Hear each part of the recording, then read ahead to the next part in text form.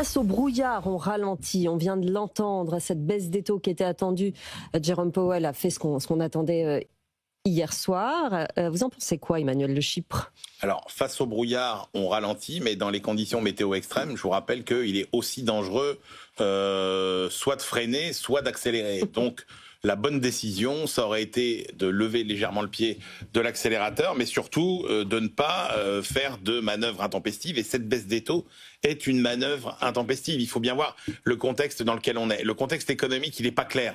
Bon, l'inflation montre quand même des signes importants de résistance.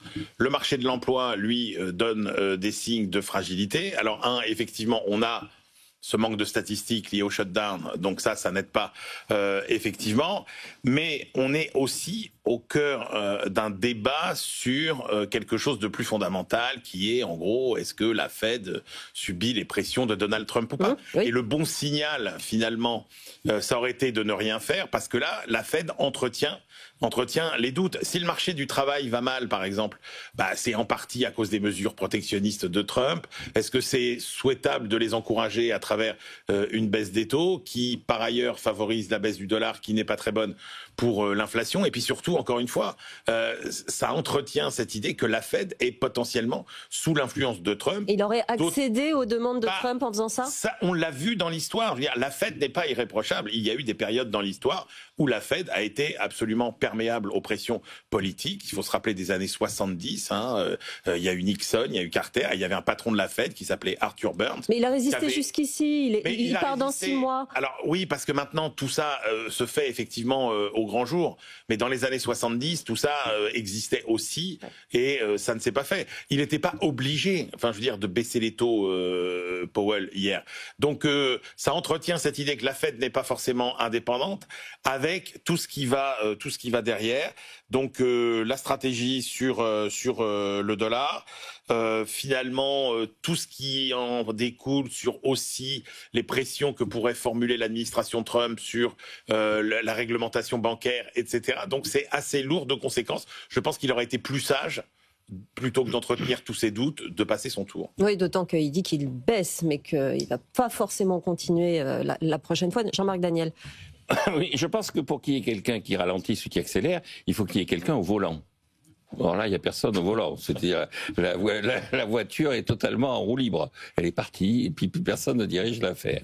Et donc, plus personne ne dirige l'affaire. Pourquoi ? Parce que ça confirme ce qui me semble assez évident depuis 2008-2009, c'est que les banques centrales sont totalement à côté de la plaque.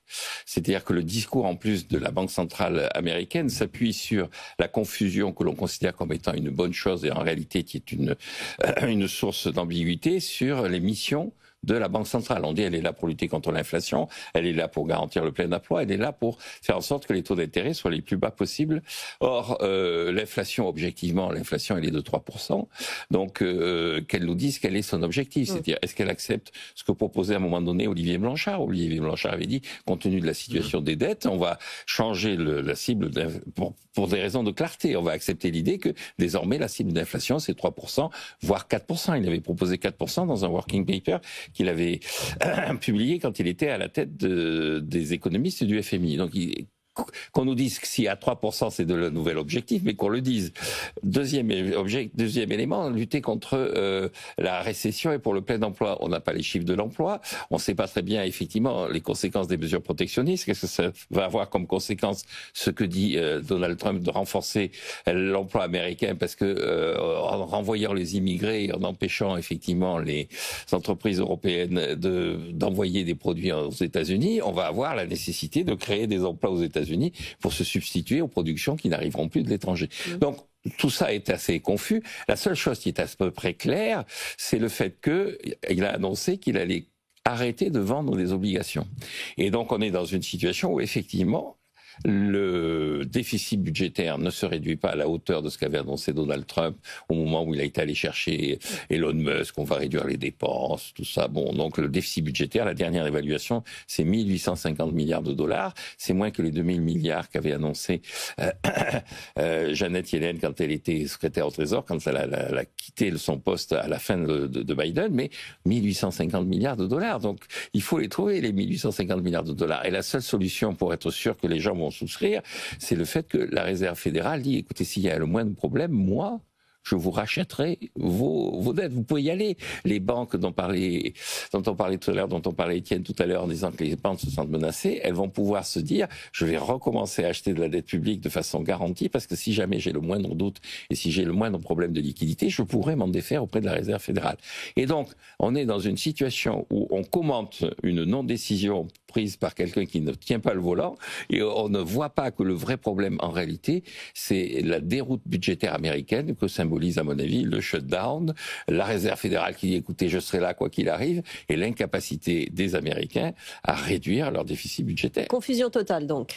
Oui, et on voit bien d'ailleurs que le vrai pouvoir aujourd'hui, paradoxalement, mais c'est quelque chose qu'avait déjà souligné Patrick Artus notamment, c'est qu'en fait les banques centrales sont devenues les otages finalement des politiques budgétaires et que on pensait que ça pouvait être les contrepoids et aujourd'hui on voit bien que ça n'est absolument pas le cas.